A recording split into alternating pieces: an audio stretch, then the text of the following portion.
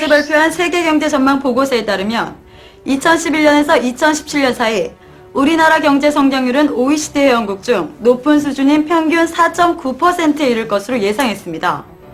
이는 정부와 국내 경제연구기관들이 평가한 4%의 수준을 넘어서는 최고 수준의 전망입니다. 우리나라가 이렇게 세계경제기구들의 낙관적 전망을 받게 된 이유는 정부가 신성장 동력으로 추진하고 있는 저탄소 녹색 성장과 서비스 산업 육성 의지, 우수한 인적 자원이 있습니다. OECD의 전망대로라면 우리 경제는 올해 마이너스대의 경기 침체를 기록하다가 내년을 기점으로 빠른 회복을 보이며 2017년에는 최고 수준의 성장세를 이어가게 됩니다. 하지만 이와 함께 우리 경제가 풀어가야 할 숙제도 있습니다. OECD는 우리나라의 잠재 성장률에 대해서는 낙관적 전망을 내놨지만 소비자 물가 상승세와 높은 금리는 성장에 부담을 줄 것으로 앞으로 환경범죄 신고 포상금 지급 대상이 확대되고 환경범죄를 예방하고 수사 단속하는 환경감시관 제도도 본격적으로 시행됩니다. 환경부는 환경범죄 단속에 관한 특별조치법 개정안을 입법 예고하고 내년 7월부터 시행할 계획이라고 밝혔습니다. 개정안에 따라 환경범죄에 관한 신고행위는 환경부 소관, 환경 관련 법률로 확대 적용됩니다. 그동안 환경범죄에 대한 신고 범위가 폐수 무단 방류와 국립공원 훼손 등 특별법에 제한돼 전문 신고꾼이 아니면 사실상 환경 관련 범죄 신고를 하기가 어려웠습니다. 하지만 이번 개정안에 따라 일반 시민들도 손쉽게 환경범죄에 대한 신고를 할 수 있게 됐습니다. 환경부는 이번 개정안을 시작으로 우수 인력을 확보해 환경감시단의 전문성을 강화하겠다는 뜻을 밝혔습니다. 따라서 환경감시단의 업무 범위가 수질뿐만 아니라 자연 생태계, 폐기물 등 전반적인 자연 환경 분야까지 확대됐습니다. 매년 환경범죄 적발 건수는 900여 건이 넘는데요. 앞으로 환경범죄에 대한 신고 활성화로 아름다운 강산을 기대해봅니다. 지금까지 손민아 뉴스거리였습니다. 이명박 대통령이 어제 라디오 연설을 통해 임기 안에 대운하 사업을 추진하지 않겠다고 말했습니다. 또한 대운하가 필요하다는 믿음에는 변화가 없지만 아직 국민적 공감대가 형성되지 않았고 이 문제가 정치적 쟁점이 돼 국론을 분열시킬 위험이 있기 때문에 대운하를 포기하겠다고 밝혔습니다. 4대강 살리기 사업으로 이름만 바꿔 대운하 사업을 추진하는 것이 아니냐는 분위기에 대해 이 대통령은 21세기의 가장 중요한 자원인 강을 정비해 오염원을 차단하고 죽어가는 강을 살리겠다고 덧붙였습니다.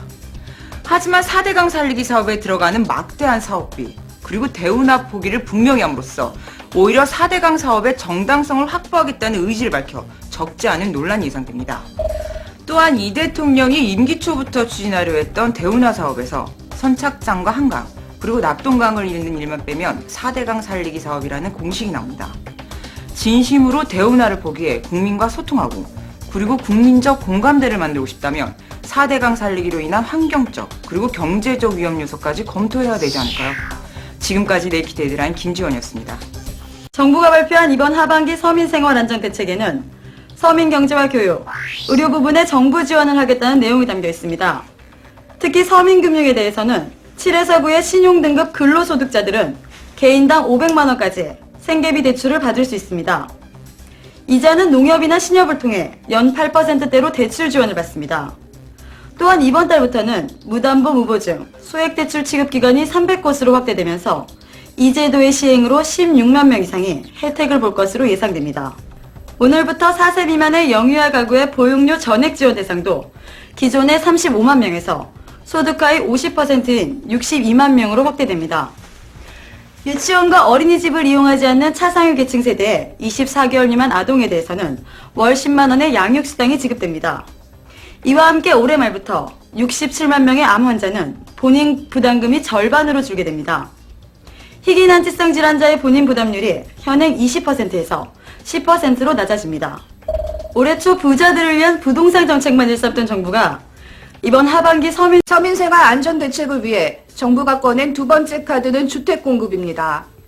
올해 안에 서민 주거 안정을 위해 시세보다 15% 저렴한 보금자리 주택을 수도권에 9만 가구, 지방에 4만 가구를 건설할 예정입니다. 이와 함께 정부의 출산율 높이기 정책에 따라 3명 이상 자녀를 둔 가구에게 전국 공공분양주택의 5%가 우선 공급 물량으로 공급됩니다. 또한 다자녀 가구의 국민임대주택 물량도 10%로 확대되며 다음 달부터 전기요금도 20% 할인됩니다. 전기요금 할인 혜택을 받는 가정이 51만 가구로 늘어나며 연간 139억 원의 전기요금이 절약됩니다. 정부는 도시 서민 밀집 주거 지역에 200억 원을 투입해 전국 200여 곳에 현대식 공동 화장실을 신축, 개량할 계획입니다. 그리고 저소득층의 노후주택, 구수관 개량 비용을 이번 달부터 전액 지원해 처녀 세대 이상의 깨끗한 수돗물을 공급할 방침입니다. 윤주경 기획재정부 장관은 어제 서민생활 안정과 사회 안전망 구축을 통해 지속적이고 따뜻한 시장 경제를 이루겠다고 밝혔습니다. 이어서 서민생활의 어려움 완화를 위해 각 부문별 지원 대책을 지속적으로 추진하겠다고 말했습니다. 하지만 4대강 살리기 사업에 현재까지만 22조 원의 예산이 책정된 것에 비해 서민 대책은 기존 대책과 지원 규모를 크게 벗어나지 않아 논란이 되고 있습니다. 줄이어 나오는 정부의 막대한 예산 계획을 뒷받침해줄 재정은 도대체 어디서 나오는지 의문이 듭니다. 지금까지 김예나 뉴스거리였습니다. 올해 4,000원이었던 최저임금이 내년에 2.75%가 인상된 4,110원으로 오릅니다. 이는 IMF 때인 1998년 이후 가장 낮은 인상률인데요.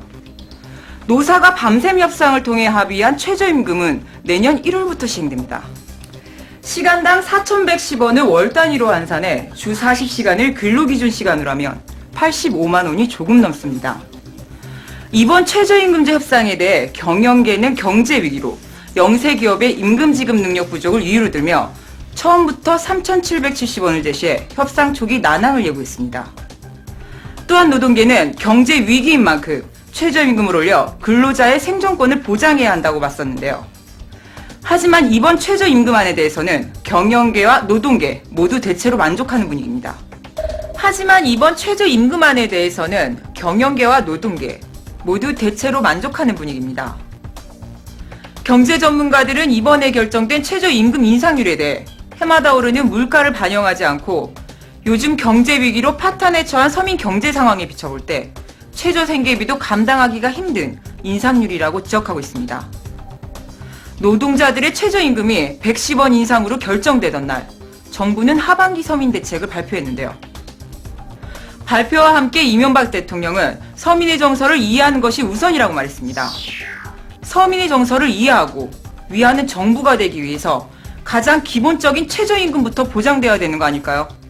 지금까지 네이키드 헤드라인 김지원이었습니다.